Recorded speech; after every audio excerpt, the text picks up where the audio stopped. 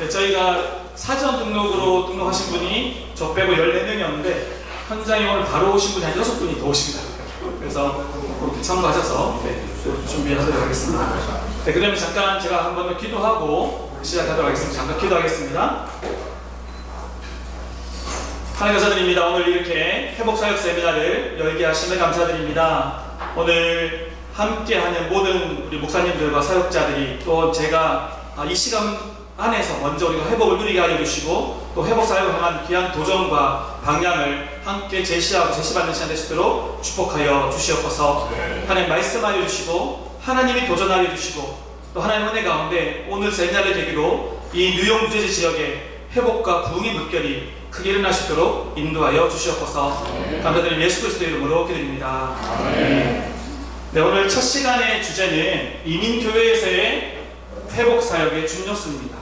이민교회에서 얼마나 회복사역이 중요한지를 먼저 나누도록 하겠습니다.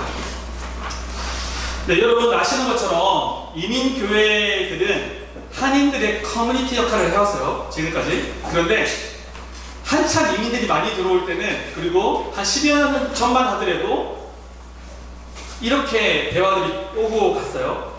제가 10년 전에 실제로 했던 대화들이에요.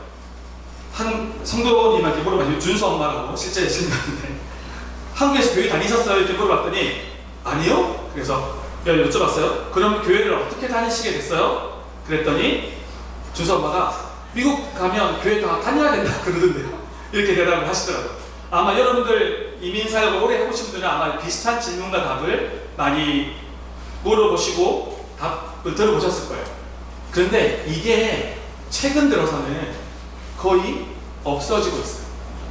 사실 근데 보시면 위에 나와 있는 것처럼 이게 10여 년 전에 했던 이야기예요. 미국에서 비로소 교회에 나가게 되었다는 비율이 대략 50%였다는 거예요. 이게 진짜 통계적으로. 근데 지금은 점점 이 비율이 줄어들고 있는 것 같아요. 그런데 이 통계가 말해주는 거는 이미 교회에 정착해 있는 어르신들, 이민을 온 지 10년이 넘으신 분들, 20년, 30년 되신 분들의 50%는 이렇게 커뮤니티 역할로 인해서 교회로 오신 분들이 많으시다라는 거죠.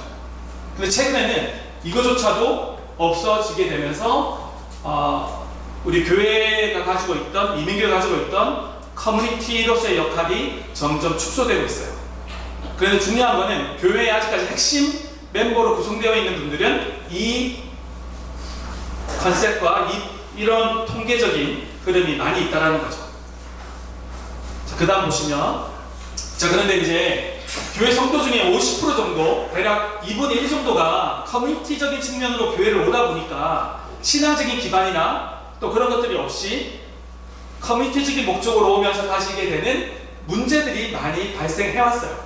10년 전에도, 20년 전에도, 그리고 최근에도 그 흐름들이 많은 이민교회들에서 있어 왔습니다. 그 내용을 잠깐 나눠보죠. 교회를 신앙적인 목적으로 왔다기보다는 커뮤니티의 멤버가 되기 위해서 외로움을 달래기 위해서 오는 경우들이 많았다는 거죠. 여러분들 좀 팁을 드리면 계속 다도타기 힘들잖아요.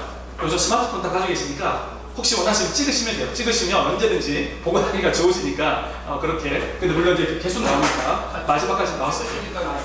네, 그럴 수도 되겠습니다. 네, 근데 오후 강의는 제가 여기 좀 개인적인 나름들 간증인들이 있어서 그거는 촬영을 오후는 안 하는 걸로 하고 오전까지 촬영해서 나누도록 하겠습니다. 네, 자, 그런데 한국에서 오신 분들이 미국에서 신앙생활을 하게 될 때, 그리고 심지어 신앙생활을 하셨던 분들도 어떤 특징이 있냐면 한국에서는 상대적으로 존중을 많이 받고 살아온 경우들이 많아요.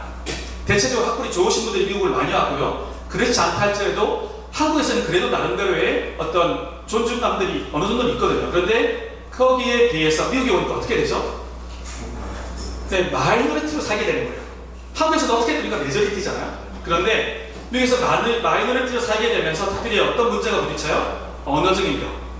제가 잘 밝히지 않는 제 전공이 뭐냐면 학부 전공이 영문학이거든요. 영문도 모르고 영문과를 다니다가 그렇게 미국을 왔는데 지금도 영어는 좀 부담이에요, 솔직히. 영어로 유초동 설교도 하고 강의도 하긴 하지만 영어로 할 때는 제가 말하고 싶은 거에 30%밖에 못하는 것 같아요. 한국말로 하면 100% 200% 전달하는데 사실은 수많은 이민자들이 영어에 대한 부담과 스트레스가 있어요. 영어 때문에 사실은 창피당하는 일도 있고 어려움을 경험할 때도 있어요. 그러다 보니까 어떻게 되죠? 자존감이 떨어질 때가 되게 많죠. 또 하나가 문화적으로도 적응이 안 돼서 힘든 경우들이 상당히 많이 있죠. 그러다 보니까 어떤 문제가 생겨요? 상처들이 이민생활 자체로 생기는 상처들이 많이 발생하게 되는 거예요. 그런데 여러분 뒤에 가서 나누겠지만 기본적으로 또 하나의 어떤 부분이 있냐면 특히 여기 계신 분들 세대 이민 초기에 오신 지금 50대 60대 뭐 그 이상의 분들도 마찬가지고요. 심지어 그 밑에 40대 30대들도 이야기를 나눠보면요 상당수의 가정들이 건강하지 않은 가정들이 많아요. 숨기는 가정보다 엮이는 가정이 훨씬 더 많은 것 같아요. 제가 만난 경험으로 봤을 때는 7, 80%가 이야기 나눠보면 엮이는 가정의 배경을 가지고 있어요. 엮이는 가정으로 인한 상처도 많은데 이민 생활을 와서 다시는 비즈니스 하다가 사기당한다든지 차 살 때 사기당했다든지 여러 가지 그런 상황으로 인해서 상처들이 훨씬 더 많이 발생하고 있다는 거죠. 그러다 보니까 어떤 문제가 생겨요? 자꾸만 자존감이 떨어져요. 이분들이 하나님을 제대로 만나면 이제 결국 그게 되게 중요한 부분인데요. 하나님을 제대로 만나면 자존감이 좋아지겠죠. 하나님 나를 사랑하신다는 아니까. 그런데 그게 제대로 안 된 채로 그냥 교회를 왔어요. 그런데 하나님을 제대로 만나지 못해요. 그러면 자존감이 좋아지지 않는 거예요. 그럼 뭐가 문제가 발생을 해요? 읽어볼까요? 시작. 그럴수록 안타깝지만 자존심이 세집니다. 여러분 이런 경우 많이 경험해봤죠. 자존감은 낮은데 자존심이 너무 세요. 실제로 보통은 이게 반비라는 경우가 되게 많아요. 자존감이 높은 사람은요 자존심이 세지 않아요. 근데 자존심이 센 사람들을 보면요 보통은 자존감이 낮아요. 제가 한 번은 한 10몇 년 전에 들었던 이야기예요. 그분도 사역자인데 그런 이야기를 하더라고요. 남자는 자존심이지. 저는 그 말 하는데 동의하지 않았어요. 저는 그렇게 생각해요. 하나님 안에서 우리는 자존심이 없다. 없을 수 있다. 왜냐하면 하나님을 위해서. 그리고 하나님의 자녀된 사람은 하나님이 우리를 위해서 기꺼이 목숨까지 내어주신 존귀한 자이기 때문에 우리는 자존감이 높아요. 소중한 존재라는 기쁨과 감사가 있어요. 그러니까 자존심을 내세울 일도 없고 자존심이 없어도 무방한 거예요. 아멘? 때로는 자존심을 무너뜨리는 상황들이 생겨요. 그렇지만 거기에 별로 개의치 않아요. 그런 사람은 어떤 사람이요? 그런 사람이 회복된 사람이에요. 여러분과 제가 그런 회복된 사람이 되기를 기도하고 축복합니다. 성도들도요 그렇게 세워가면요 문제가 발생을 별로 안 하거나 거의 안 하겠죠. 근데 중요한 거는 어떤 것 같아요? 비율이 어느 정도일 것 같아요? 교회마다 다르겠지만 생각보다 상당수의 성도님들이 정말 하나님 안에서 거룩한 자존감을 가진 분들은 퍼센티지가 그렇지 않은 분들보다 훨씬 낮아요. 이 퍼센티지를 올릴수록 하나님을 제대로 만나서 이 자존감, 건강한 자존감을 가지고 정체성을 가진 사람이 많아질수록 교회는 자연스럽게 건강해지고 그 건강한 교회를 통해서 주변까지도 건강하게 만드는 흐름을 이루어가게 된다는 거죠. 자, 그런데 이게 안 되었을 때 어떻게 돼요? 교회 내에서 지위를 회복하고 싶어요. 아마 이민교회 문제 이야기라고 가장 많이 나오는 이유 중에 하나죠. 일상생활 속에서 건강하게 자기 자존감이 채워지면 또 신앙 안에서 이게 채워지면 이러지 않아요. 그런데 일상생활 속에서 자존감이 안 채워지니까 한국에서는 정말 좋은 대학교들 나왔는데 미국 와서는 안타깝게도 사람들이 인정하지 않는 듯한 자기 스스로 뭔가 만족스럽지 않은 직업을 가지고 있으니까 그 부분을 어디서 채우고 싶어요? 교회에서. 그러다 보니까 뭘 많이 추구해요? 직분을 많이 추구한다고요. 직분도요 어디가 따라와야 돼요? 마찬가지 원리인데요. 먼저 그의 나라 그를 구하는 원리, 그리고 영혼을 정말 구원하고 영혼을 생명을 살리는 기쁨을 아는 사람들이 그 은혜로 먼저 그의 나라 그를 가면 다 더해주시는 것처럼 직분도 따라오는 게 맞아요. 그렇게 되면 그런 직분자들이 많이 세워지면 교회가 건강하게 가요. 그런데 그게 아니라 이런 맥락으로 세워진 분들이 리더십을 중심적으로 차지하잖아요. 그러면 갈수록 교회가 어려워지는 경우들이 많이 생기죠. 자, 그 다음에 의사결정을 할 때도요 교회에서의 신앙생활의 의사결정은 하나님을 기준으로 하는 거예요. 뒤에도 나오겠지만 건강한 가정의 가장 큰 특징은 뭐예요? 예수 그리스도 중심의 가정이에요. 그럼 교회도 어떤 교회가 그런 건강한 교회죠? 예수님을 중심으로 한 교회가 건강한 교회예요. 마찬가지로 근데 그 중심을이라고 표현하는 거는 예수 중심의 가정은요, 예수님을 기준으로 뭘 해요? 의사결정을 해요. 가정에서도 어디를 가든 이사를 가든 학교를 옮기든 결정할 때 기도하면서 결정해요. 하나님 뜻을 구하면서. 교회도 마찬가지죠. 그런데 건강한 교회는 그러한데 그렇지 않은 교회는 어떻게 돼요? 신앙이 아니라 자꾸만 세상적 기준으로 결정을 하게 돼요. 그렇게 되니까 뭐가 되죠? 문제가 자꾸 발생하죠. 자, 그 다음 뭐죠? 한번 읽어볼까요? 시작! 교회에서 직분자들이 과도하게 권한을 행사하려는 모습. 이해되시죠? 잘 따라와요. 그 권리를 자꾸 남용하거나 그렇게 행사하려는 경우들이 생겨요. 그러다 보니까 밑에 사람들이 조금 밑에 사람이 표현하기도 그렇긴 한데 그로 인해서 상처를 받고 또 일 안 하게 이런 경우들이 자꾸 생기죠. 그러다 보면 악순환이 발생하는 경우들이 생기죠. 그런 면에서 회복사역이 너무 중요합니다. 자, 잠깐 이야기 나눠볼게요. 자, 여러분 기독교 세계관의 4가지 키 포인트가 이 4가지 표현하는데 한번 같이 읽어볼까요? 시작! 창조, 타락, 구속, 회복. 네, 완성. 네, 회복과 완성 같이 말할 수 있겠습니다. 자, 중요한 건요, 우리 크리스찬들의 최고의 목적은 창조와 타락은 다 이루어졌잖아요, 이미. 그죠? 교회에 와 있는 사람들이 먼저 구속을 경험해야 돼요. 예수님이 내 삶의 주인인 것을 경험해야 돼요. 내 삶의 구원자이심을 경험해야 돼요. 예수님을 내 삶의 구원자로 모셔드려야 돼요. 그리고 더 나아가서 회복까지 이루어야 돼요. 회복은 뭐냐? 예수님이 내 삶의 구원자로 모셔드릴 뿐만 아니라 내 삶의 주인으로 받아들이는 거예요. 그래서 내 마음속의 상처와 아픔까지도 다 하나님께 드리는 사람이에요. 그리고 하나님이 내 삶의 주인이시기 때문에 주님의 뜻대로 삶의 의사결정을 하고 따라가는 사람이에요. 자, 여러분 스스로 한번 생각해보세요. 여러분 교회에서 구원받은 사람이 몇 프로일 것 같으세요? 그리고 회복의 단계까지 정말 많이 회복되어져서 이분은 정말 주님 뜻대로 100%까지는 안 될 수 있지만 저도 마찬가지로 이분은 참 주님 뜻대로 살아가는 사람이야. 그분들이 몇 프로일 것 같으세요? 그분들은 늘려나가는 것이 중요한 우리 사역의 목표라고 할 수 있습니다. 그걸 좀 다른 말로 표현하면 이거죠.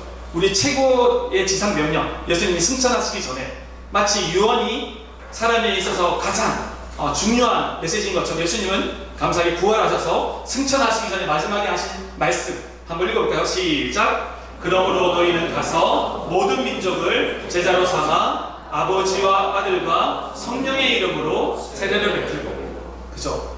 Go and make disciples. 이거 다른 말로 좀 들면요, 영혼을 구원하는 거예요. 가서 믿지 않은 사람을 예수님을 믿는 사람으로 이끌어오는 거예요. 그게 전도죠. 그분들이 예수님을 영접하는 거예요. 세이비어로, 구원자로 영접하는 거예요. 근데 여러분, 영접에 있어서 중요한 부분은요, 구원자로 영접하는 것 더불어 더 나아가서 Lord, Savior and Lord, 주인으로 모셔드리는 단계로 나가야 돼요. 그게 뭐예요? 그게 하나님의 주권을 인정하는 거죠. 저는 장로교 출신이고 장로교 신학교에서 강의도 하는데, 장로교의 핵심이 뭐예요? 하나님의 절대 주권이에요. 하나님의, 그걸 다른 말로 표현하면 뭐죠? 하나님의 통치입니다. 한번 따라해볼까요? 하나님의 통치. 한번 하나님의 통치. 네, 하나님의 통치가 이루어지는 것. 하나님이 다스리시는 것을 경험하는 것. 내가 하나님이 주인 되심을, 하나님이 내 삶의 로드 되시고 마스터 되시고 킹인다는 것을 인정을 하면 나는 뭐가 되는 거예요? 내가 하나님의 나라가 되는 거예요. 그러한 삶을 통해서 주변 사람들에게도 하나님 나라가 확장될 수 있는 거예요. 저는 제 아내에게, 제 딸들에게 너도 하나님이 주인된 삶을 살아라고 나누고 도전하고 그렇게 되도록 열심히 같이 노력하고 있어요. 그렇게 돼서 또 저를 통해서, 제 아내를 통해서 자녀들까지도 하나님 나라가 이루어지는 거죠. 그럼 어떻게 되죠? 우리 가정도 하나님 나라가 이루어지는 거죠. 네, 여러분의 가정과 교회가 진정으로 하나님 나라 되시기를 기도하고 축복합니다. 네, 성도들을 그렇게 끌어가는 거예요. 이끌어가는 거예요. 그래서 여러분의 사역적인 목표를 한마디로 정리하자면 저는 이렇게 정리할 수 있다고 생각해요. 영혼을 구원해서 제자 삼는. 제자가 뭐예요? 제자가 되는 단계는요, 예수님을 영접하는 것만으로 제자가 될 수 없어요. 그죠? 내 삶에 왕좌에 누가 앉아 계신 거예요? 내가 아니라 예수님이 앉아 계신 사람. 그런 사람은 진정으로 회복된 사람이고 건강한 사람이라고 할 수 있습니다. 저와 여러분의 교회를 통해서, 사역을 통해서 그런 사람들이 수없이 세워지기를 기도하고 축복합니다. 자, 이해되시죠? 자, 근데 이 예화를 제가 미리 좀 말씀을 드리죠.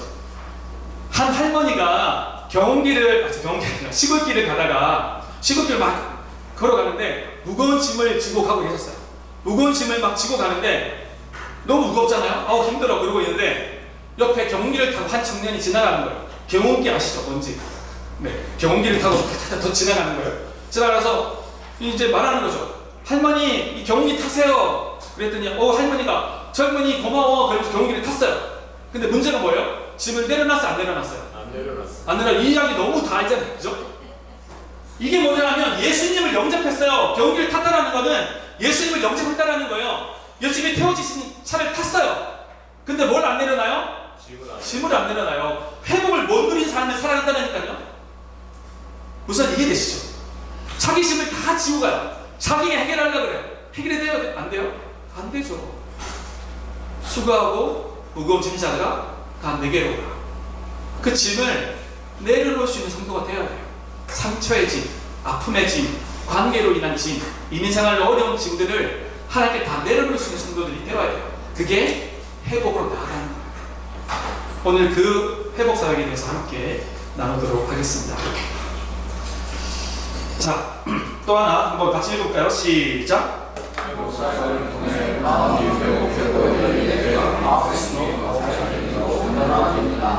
네, 이 말씀에 동의하시죠? 네. 성경에도 나와 있잖아요.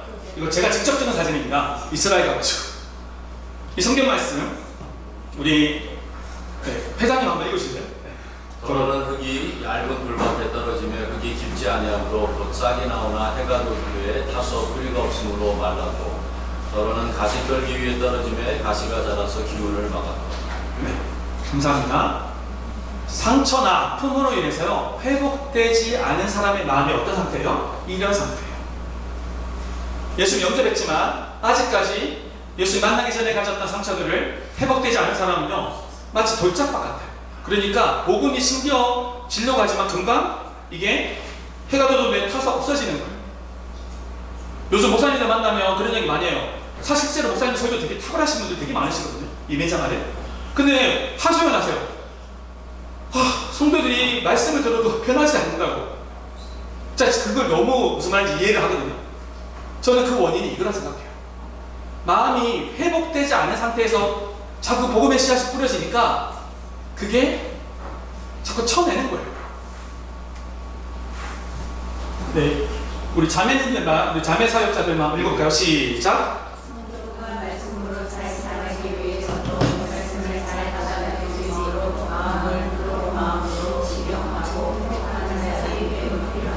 이해되시죠? 예, 저도 옛날에 시골에 경남 거창 시골에서 자랐거든요. 직접 농사를 짓지 않았지만 외갓집에 가면 노내기 하는 걸 봤거든요. 근데 땅이 딱딱한 땅에는요, 이게 곡식이 잘 자랄 수가 없어요. 어떻게 돼요? 그거를 소를 시키든 경운기를 활용하든 부드럽게 기경해야 돼요. 컬티베이트. 부드럽게 기경해서 땅을 달아엎어야지 거기에 씨가 잘 뿌려지고 잘 심겨서 자라는 거예요. 그게 회복 사역이라고 할 수 있어요. 그 굳은 땅을 부드럽게 변화시키는 그런 사역이 필요한 거죠. 근데 주로 이민 교회에서 사역이 어땠어요? 보시면요, 자, 믿음을 어떻게 표현하죠? 지, 정, 의로 표현을 하죠. 그런데 우리 한국 교회는요, 지적인 부분에 말씀과 성경을 통해서 지적인 부분을 터치하는 사역들은 상당히 잘 탁월하게 많이 이루어져 왔어요. 그런데 안타깝게도 정을 다루는 부분, 상한 마음, 상한 감정을 다루는 사역은 별로 없었어요. 제가 이제 작년에 고등에서 이제 박사과정 졸업할 때 논문이 회복 사역이었거든요. 그때 여러 가지 서베이를 했는데 대형 교회 일부 빼고는요, 대다수의 교회들이 회복 사역 자체가 없고 시도하지도 못하는 경우도 되게 많았어요. 하려고 해도 되게 비용이 비싸거나 어려운 경우들도 되게 많았고요. 쉽게 적용할 수 있는 회복 사역이 없었어요. 제가 이 사역을 열심히 해온 이유는 회복 사역이 너무 중요하다는 걸 제가 미국에 처음 왔을 때 느꼈어요. 제가 미국에서 처음 와가지고 제가 주로 많이 했던 강의가 한국에서는 세계관, 기독교 세계관, 미디어를 어떻게 분별하고 정복하는지에 대한 강의를 많이 했거든요. 나름대로 이제 강의를 많이 불려다녔는데 미국 왔더니 그거 관심이 없는 거예요. 관심도 없고 그때 2005년도였으니까 인터넷 속도가 느렸어요. 목사님, 한국은 인터넷 중독이 심각한데요. 미국 인터넷 속도 느려요. 문제 없어요. 그런 이야기들을 많은 분들이 하셨는데 지금은 어때요? 미국도 인터넷 속도가 빨라졌고 중독자가 생각보다 되게 심각해요. 여하튼 뭐 그런데 그때 제가 뭘 느꼈냐면 이분들에게 필요한 거는 세계관 사역보다 더 중요한 건 뭐가 필요하다? 회복 사역이 필요하다는 걸 너무 많이 느꼈어요.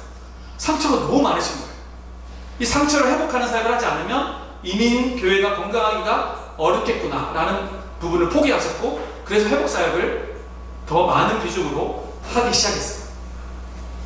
그래서 이 부분을 다루는 사역들을 우리가 해 나가야 됩니다.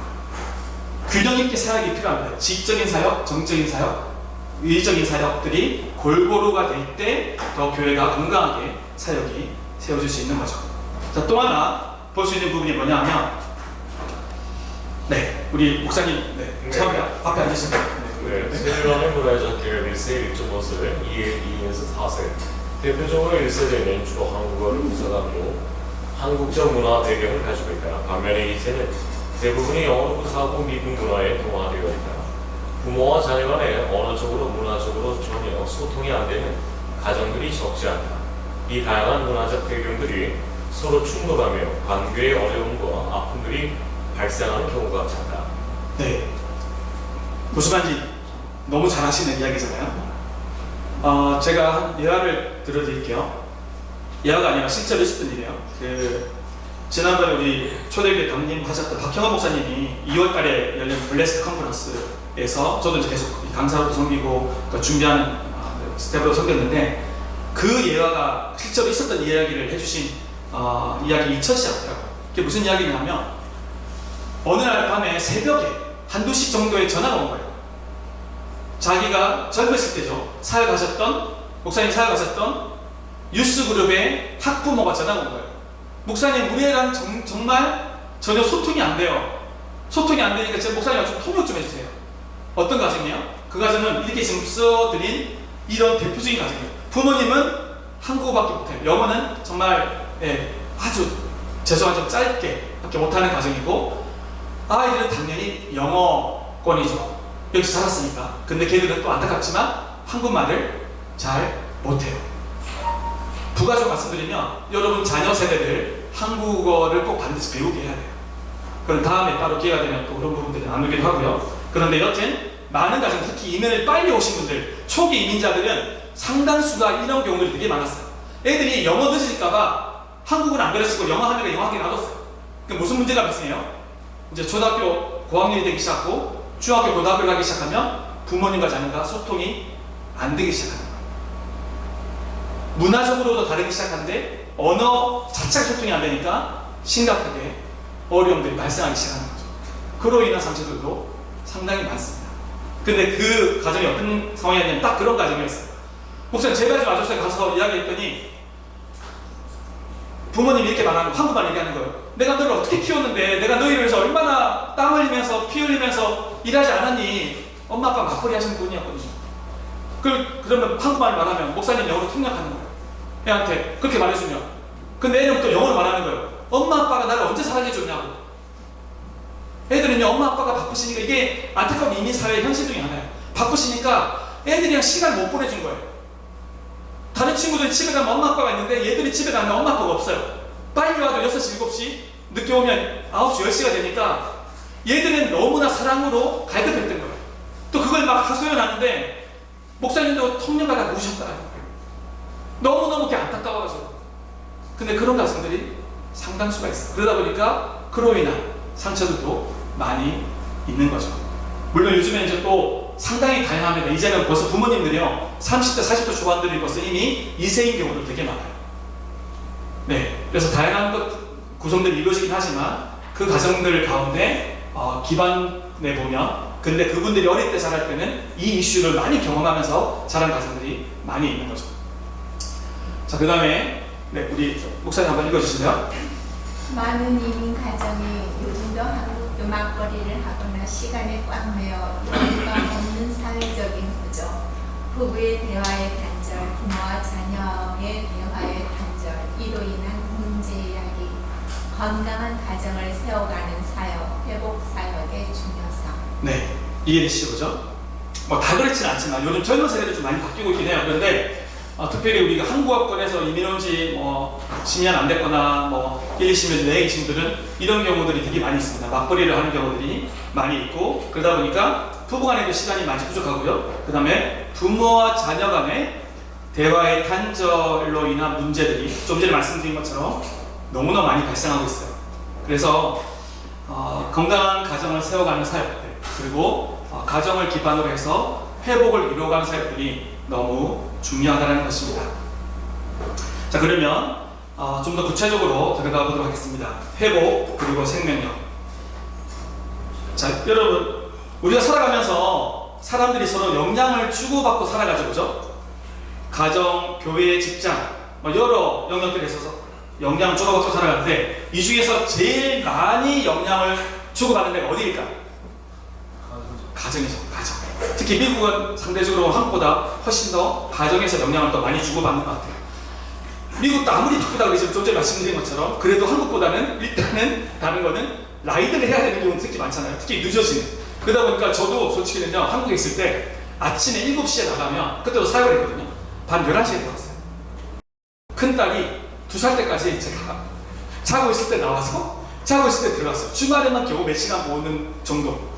그래서 하나님이 더 가정사역 잘하라고 미국을 보냈는지 모르겠어요. 제가 2005년에 왔는데 우리 큰애가 2004년도생이거든요. 여튼 그런데 미국으로 오니까 일단은 라이드를 해야 되더라고요. 그리고 기본적으로 그래도 미국에 오니까 제가 11시까지 일하는 일은 훨씬 줄어들더라고요. 여튼 그런데 가장 많은 영향을 주고받는 것이 가정이에요. 그래서 회복 사역이 있어서 가정에 대한 회복을 빼놓을 수가 없습니다. 잠깐 그 부분을 중심으로 또 잠깐 이야기를 해보죠.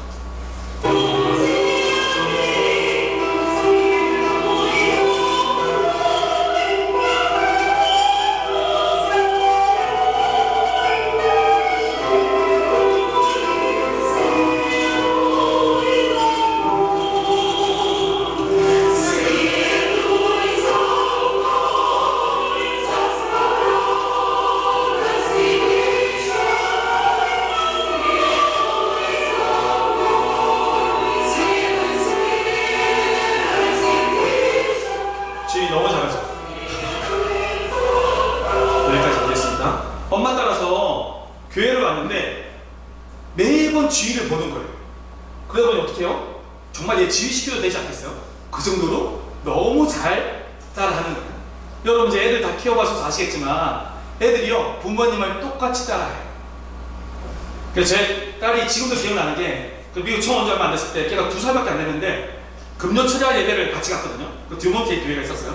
갔는데 제가 손들고 찬양하니까 얘도 그 꼬맹이가 손들고 찬양하더라고요. 제가 이번에 유스그룹 수련회 갔는데, 유스그룹 우리 전도사님 애가 1살밖에 안 됐거든요. 근데 걔가 찬양이 끝나면 박수를 막 쳐요. 그리고 손들고 형들이, 누나들이 막 찬양하니까 얘도 손들고 찬양하는 거예요. 그 모습이 얼마나 이쁜지. 애들은 그래요.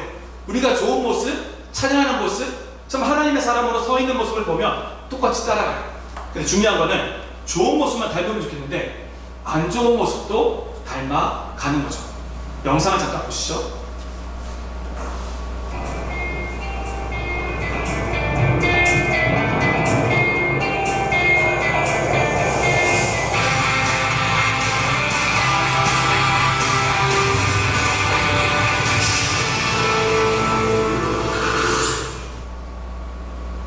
아버님이 신이었죠. 너무 옛날에 그러니까 뭐 지금 패션도 자기가 하고 싶은 대로 하시고.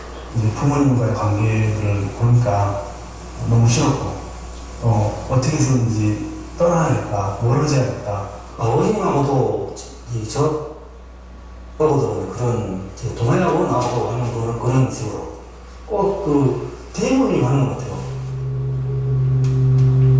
많은 아버지들이 자신의 아버지가 했던 실수를 자식에게 반복합니다. 중요한 그거예요. 아버지처럼만 되지 말자. 그러면 잘 사는 거다. 여러분, 근데 지금 내 모습은 항상 쫓아가는 똑같이. 너무 슬프지 않아요? 아버지처럼 되지 말자가 자기 목표였다라는 거예요. 근데 중요한 건 뭐가 더 심각한 문제예요? 그런데 나도 모르게 그 모습을 자기가 닮아가고 따라가고 있다는 거예요. 지금 보시면 아시는 것처럼 이거는 기독교 방송 영상이 아니에요. EBS 교육 방송 영상이에요. 일반 교육학적으로나 여러 가지 측면에서도 이게 연구되어서 father shock, 아버지의 영향력, 엄마도 마찬가지죠. 엄마의 영향력이 이만큼 크다라는 거예요. 안 좋은 모습을 보면요 그대로 닮아가고 따라간다라는 거예요. 내가 회복되지 않으면 나도 모르게 아버지에게 받은 상처나 아버지의 잘못된 모습을 우리 자녀에게 흘려 보낸다라는 거죠. 닮아가고 있는 거. 그게 저를 더 힘들게 합니다.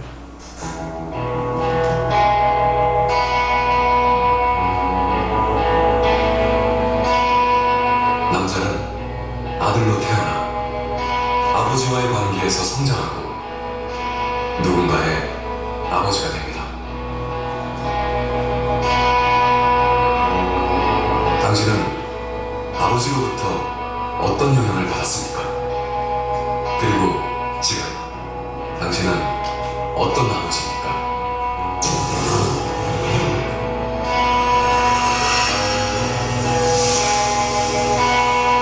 네, 여러분들은 여러분의 아버지로부터 어떤 영향을 받으셨습니까? 그리고 지금 여러분은 어떤 아버지십니까?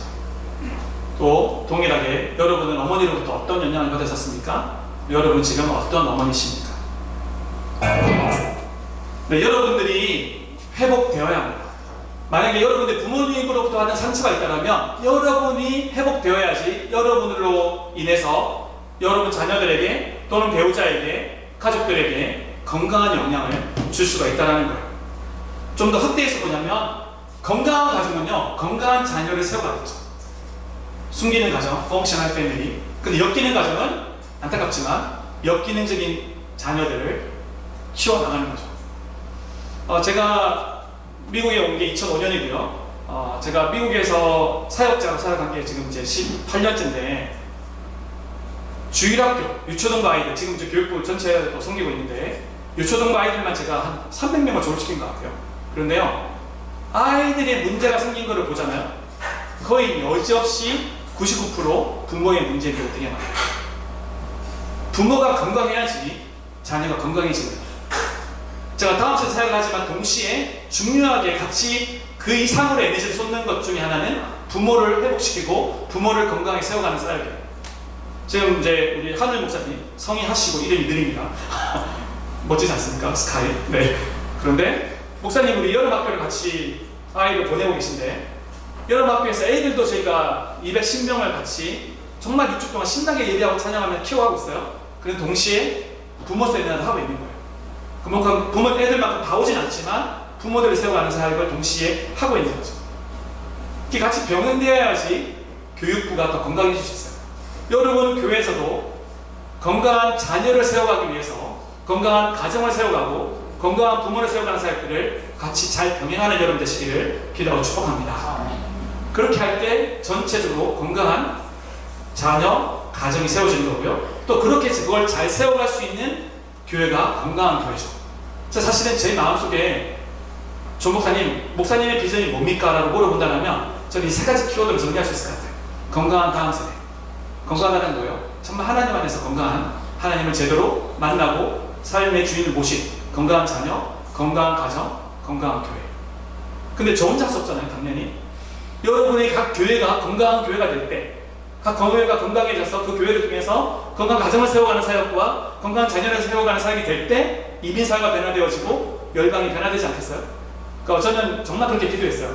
저와 여러분의 오늘 세미나가 그런 좋은 계기가 되어지고 그런 축복된 출발점이 되기를, 저와 여러분 오늘 그런 역사를 이뤄가는 날 되시기를 기도하고 축복합니다.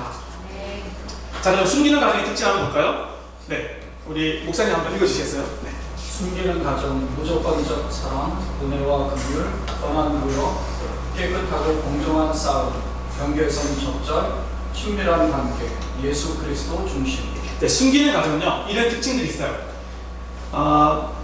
하나님의 사랑은 무조건적 사랑이에요. 하나님의 사랑을 가장 잘 경험할 수 있는 사랑과 관계가 부모와 자녀와의 관계예요. 부모님의 자녀에게 무조건적 사랑을 보여줘야 돼요. 그런데 중요한 건 뭐냐 하면 옆에 엮이는 가정의 특징은 뭐라 그랬어요? 조건적 사랑이에요. 근데 중요한 거는 부모님들한테 이렇게 도전하죠.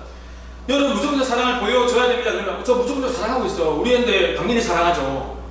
근데 중요한 건요. 사랑은 사랑받는 사람이 어떻게 느끼는자가 되게 중요해요.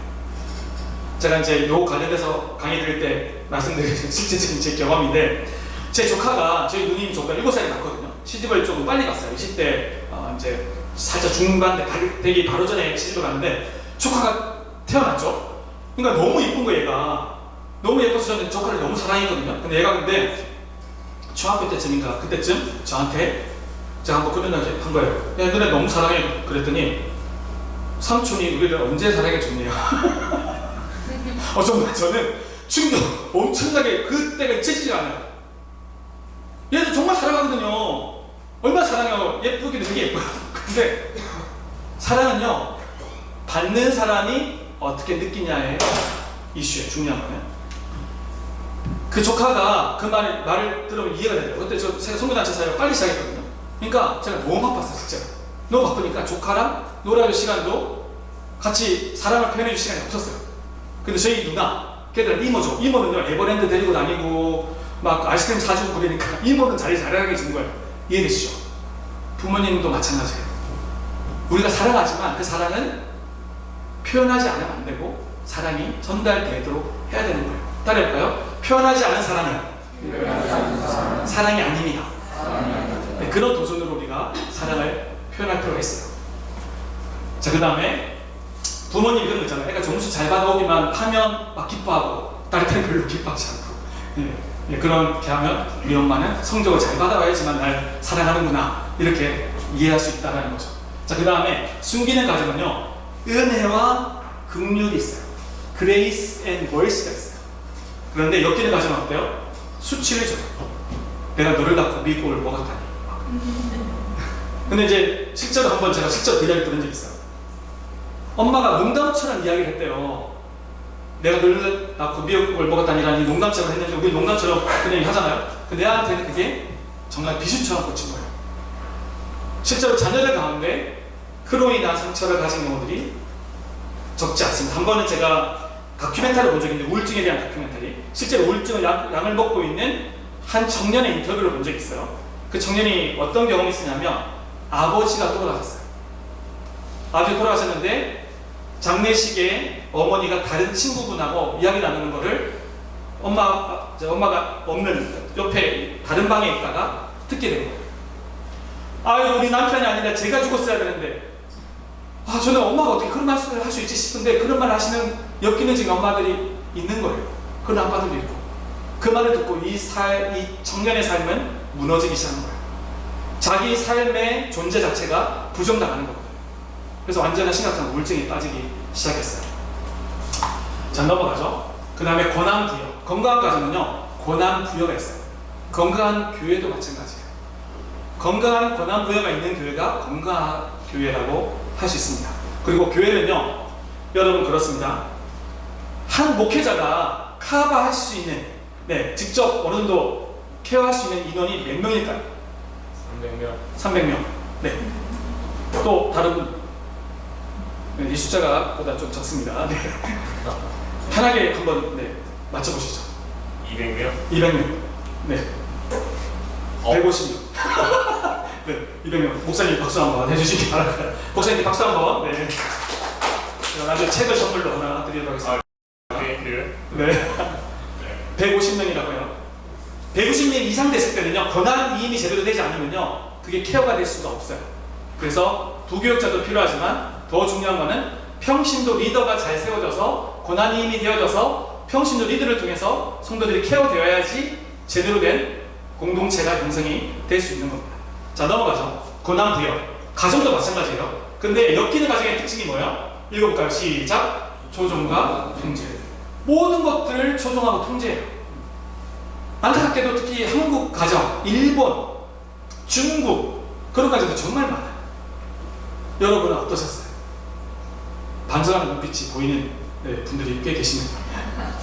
자, 그 다음에 특히 부부 사이인데요. 숨기는 가정에서는 깨끗하고 공정하게 싸워요. 근데 엮이는 가정은 어때요?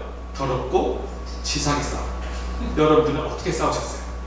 구체적으로 어떤 거예요? 더럽고 치사한 싸움. 뭐 말하지 않아도 알지 않나요? 욕하고 그러는 건가? 뭐 별거 그렇게 중요한 것이 아닌 것 가지고 막 화내고 막 꼬투리 잡고 막 네. 계속 말꼬리 물고 노래지고 중요한 게 핵심이 그게 아닌데 네. 그 예를 들면 제가 고등학교 때 어떤 얘기를 들었냐면 저기 이제 저희 영어 선생님이 되게 공부도 잘하시고 탁월하신 분인데 그분이 그 이야기를 하시는 거예요. 어느 날 치약을 밑에서 짜냐 중간에서 짜냐로 시작해서 부부가 이혼했다는 거예요. 전 도저히 이해가 안 됐어요. 어떻게 치약 그거 중간에 짜고 밑에 짜는 걸로 이혼을 하지? 근데 결혼해서 살아보니까 알겠더라고요. 아, 그럴 수도 있구나. 그걸로 시작해서 말싸움을 했는데 어떻게 돼요? 점점 눈덩이 불어나듯이 감정이 선폭되고 별 이야기 다 나오는 거죠. 막 그러다가 이혼해 이혼하는 거예요. 그게 엮이는 가정의 특징이죠. 네. 세 번째 권한 부여와 조정과 통제의 소소 이제프를 좀 보여주세요. 네. 그러니까 예를 들면 그런 거죠. 그 애들하고 공부에 대한 이야기를 할 때 애가 조금이라도 스마트폰 보고 있거나 놀고 있는 걸 절대 못 참아요. 엄마가. 한국 가정이 그것까지 되게 많아요. 물론 스마트폰은 제가 중독에 대한 강의도 많이 하는데 통제가 어느 정도 필요해요. 그런데 모든 걸 다 통제하고 있는 거예요. 애가 그런 집에 가장 아이들은요 마음에 불안정함이 있어요. 그리고 엄마 재밌는 거 아세요? 이게 심한 가정들은요 엄마가 있을 때 그걸 주로 하시는 엄마나 아빠가 있을 때는요 되게 잘해요. 그런데 교회를 오면 어떻게 되는지 아세요? 난리도 아니에요. 그런 경우가 되게 많아요. 권한 부여는 어떻게 하는 거예요?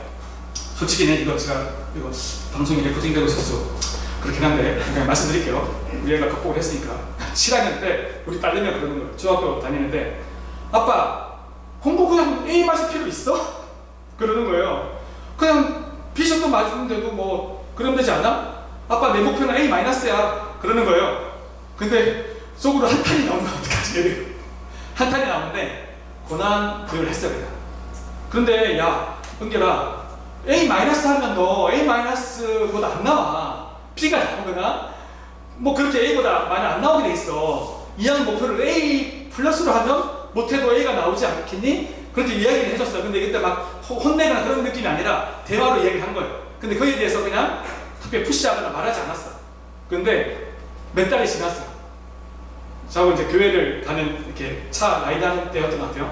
아빠 근데 목표를 A-로 했더니 A-가 안 나오더라. 그러는 거예요. 그리고 이제 중학교 8학년을 잘 마치고 이제 9학년을 지금 이제 딱 마쳤거든요. 9학년 되니까 얘가 목표를 스스로 다시 잡았어요. A+. 그리고 이번에 죄송합니다. 뭐 앞에 이야기를 연결됩니다. 전부 다 올 A를 받았어요. 그리고 자기가 이렇게 써놨더라고요. 제가 사실은 보려고 본 게 아니라 제가 이제 강의 준비하면서 그 아이패드를 보니까 얘가 아이패드에 아빠 거 빌려다가 펜으로 막 이렇게 써놓은 게 있더라고요. 이번 학기 지난 1년 동안 점수 며칠 전에 75점을 맞았다라는 거예요. 높지 않은 점수인데 이게 이번 학기에 받은 제일 낮은 점수라는 거예요. 근데 그전에는 이런 점수가 많았는데 올해는 그러지 않아서 기쁘다라고 썼더라고요. 실제로 전체적으로 점수를 잘 받았어요. 근데 만약에 그때 제가 야 너는 애가 어떻게 목표가 A-니? 그러면 너 되나 봐라. B밖에 안 나오지. 엄청나게 혼내고 자존심을 꺾었다라면 어떻게 됐을까요? 오히려 저는 역효과가 났을 가능성이 높다고 생각해요. 특히 티네이저는요 자존심을 꺾으면 안 돼요. 네. 속상하지만 그 아이를 존중해주고 그 아이를 인격적으로 존중하면서 권한 부여를 해줘야 돼요. 근데 그거는 어릴 때도 그런 훈련들을 하기 시작해야 돼요. 근데 물론 뉴스 때보다는 어릴 때는 좀 더 우리가 훈육적인 측면들이 더 많아야 되죠. 자, 그런데 결과론적으로 저는 잘했다 생각이 들었어요. 좀 이해가 되시나요? 네. 자, 넘어가죠. 자, 근데 부부들이 주로 깨끗하고 공정하게 싸우려고 시작했다가 싸움이 어떻게 끝나죠? 더럽고 치사하게 끝나죠. 저희 부부가 주로 많이 그랬어요. 홍 목사님은 어떠셨나요? 싸우죠. 이제 안 싸우죠. 그래서 이제 초탄한 정치. 저도 저희 부부도요. 솔직히는 저희 부부가 동갑이거든요. 동갑이다 보니까 둘 다 또 이게 좀 그 의지가 강한 스타일이에요. 이제 그러다 보니까 처음에 진짜 둘이서 깨끗하게 공정하게 싸우려고 시작했다가 더럽고 치사하게 싸운 적이 진짜 많아요. 근데 감사하게 저도 회복 사역이나 가정 사역을 많이 하고 많이 성숙해져가지고 지금은 많이 건강해진 모습을 보이고 있습니다. 자, 넘어가죠. 또 하나는요, 이게 같이 봐야 되는데요. 숨기는 가정은 경계선이 적절해요. 건강한 경계선이 있어요. 그런데 동시에 친밀함이 있어요. 이 전제는 뭐냐면 여러분의 자녀는 누구 건가요? 하나님 거죠. 이 전제가 있는 거예요. 하나님이 나에게 맡겨주신 인격체인 거예요. 내 거가 아니라. 근데 한국 부모님들이 주로 착각하는 게 뭐냐면 얘를 내 거라고 생각하는 거예요. 그냥 모든 걸 조정하고 통제하고 내가 못 이룬 꿈을 얘를 통해서 이루고 싶어 하는 거죠. 자, 그러면서 경계선도 적절하고 그렇지만 동시에 친밀한 관계가 있어요. 그런데 엮이는 가정 어때요? 경계선이 없어요. 딸내미들 마음대로 문 열고 들어가고 그렇죠. 그러면서 동시에 멀어진 관계를 가지고 있어요. 자, 그리고 마지막 특징, 제일 중요한 건데 마지막 거 한번 읽어볼까요? 시작! 예수 그리스도 중심. 숨기는 가정은요, 예수님 중심의 가정이에요. 의사결정도 누구 중심으로 하는 거예요? 예수님 중심으로. 의사결정을 누구 중심으로 하는지 보면 그 가정이 누구 중심의 가정인지 알 수 있어요. 엮이는 가정은 누구 중심의 특징을 가지고 있더라고요? 나 중심. 근데 시대마다 가정의 중심적 흐름이 조금 바뀌더라고요. 한국은 70년대, 80년대 누구 중심의 가정이 많았어요? 아버지. 근데 요즘 이민사회로 보세요. 특히 젊은 가정들은 누구 중심의 가정이 많은 것 같아요? 엄마. 그리고 또는 애. 제가 이거를 자켓을 퍼줘도 괜찮겠죠? 어떤 걸 제가 경험한 적이 있냐면 제가 예전에 사역했던 교회 성도님이 이제 인테리어 하시는 분이에요. 페인트 이런 것들 집에 또 칠도 해주시고. 근데 그분이 그런 얘기 하시더라고요. 이제 상담 전화, 이거 어떻게 하는지 컨설팅 전화가 아빠한테 오잖아요. 근데 이분이 꼭 하는 말이 있대요. 반드시 아내가 전화하거나 아내가 함께 있을 때 저랑 약속을 잡아주십시오. 아무리 아빠랑 다 이야기해도 아내한테 이야기가 가는 순간 다 바뀌더라는 거예요. 결정권이 누구한테 있다고요? 아내한테. 요즘은 100이면 100 아내한테 있는 거예요. 그분이 기도하고 결정한 거면 다행인데. 네, 그런 거죠. 또 하나, 여러분 이 시대가 어떻게 바뀌었는지를 아는, 여러분 잘할 때만 해도 아들 그랬던 시대였잖아요. 지금은 어때요? 딸 그러는데 그 말이 이해가 되더라고요. 제가 얼마 전에 저희 교회 부목사님이 이제 어르신들 교구를 맡으시는 목사님이 계세요. 이제 같이 우리가 이제 부흥이 앞두고 식사를 같이 하는 자리였는데 그분이 그러시는 거예요. 어르신들이 병원에 입원하잖아요. 90%가 누가 올까요? 자녀들 중에 딸. 90% 딸이에요. 10%는 다행히 남자라는 거예요. 저는 그래 다행히 10%는 아들이 오는구나 싶었어요. 근데 그게 아들이 아니고 누구예요? 사위. 이해되세요? 이 사위가 지금 어떻게 돌아가는지. 사실 그런데 저는 그것도 건강하지 않은 것 같아요. 아들이든 딸이든 자녀들이라는 부모님들을 잘 챙길 수 있어야 돼요. 근데 너무나 엄마들에게 권한이 넘어가 있어요. 지금. 특히 이민사회 젊은 가정들은, 한국도 요즘은 많이들 그런 것 같아요. 가정의 중심은 누구여야 됩니까? 누구여야 되죠? 예수님. 맞아요. 예수님 중심으로 결정하고 예수님 중심으로 기도하면서 의사결정을 해야 돼요. 엄마 중심이거나 과도하게 아빠 중심이거나 애 중심이 아니라. 여러분과 저의 가정은 예수 그리스도 중심의 가정이 되시기를 축복합니다. 자, 넘어가죠. 자, 그래서 여러분에 대해서 이전의 가정이, 여러분의 부모 세대가 엮이는 가정이었다 하더라도 여러분의 가정이 이제 숨기는 가정으로 변화되어지고 여러분이 회복되어지면 여러분의 대로부터는 자녀들에게 선한 영향들이 흘러가겠죠. 그래서 여러분에 대해서 또 여러분이 사역하는 그 성도들의 그 부모님 세대가 여러분의 섬김을 통해서 회복될 수 있기를 기도하고 축복합니다. 같이 한번 읽어보죠. 시작! 온전히 회복의 은혜를 경험해서 축복의 통로가 되는 부모 사역자가 되길, 그리고 축복만 보내는 부모 사역자가 되길. 그래요. 여러분들이 온전히 회복되어지면요, 여러분을 통해서 100%까지는 아닐 수 있지만 사람이기 때문에 여러분을 통해서는 주로 축복만 흘러갈 거예요. 근데 회복되지 않잖아요. 나도 모르게 아까 보신 영상처럼, 이베스 영상처럼 나도 모르게 자꾸만 좋은 모습뿐만 아니라 안 좋은 모습도 흘려보내게 돼요. 그래서 여러분에게 조금이나 남아있는 상처들을 주님 앞에 다 가져가서 온전히 회복되어져서 축복만 흘려보내는 저 여러분 되기를 기도하고 축복합니다.